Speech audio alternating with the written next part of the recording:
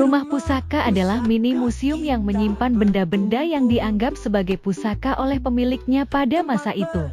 Di rumah pusaka terdapat berbagai macam bentuk pusaka yang dulunya dimiliki oleh para sesepuh yang berasal dari wilayah Banyumas dan sekitarnya.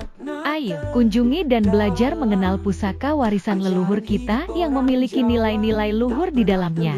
Pusaka adalah warisan budaya kita yang harus kita jaga sebagai rasa hormat kepada leluhur dan memaknai hidup selaras dengan alam, serta menjadikan ajaran leluhur sebagai jati diri kita.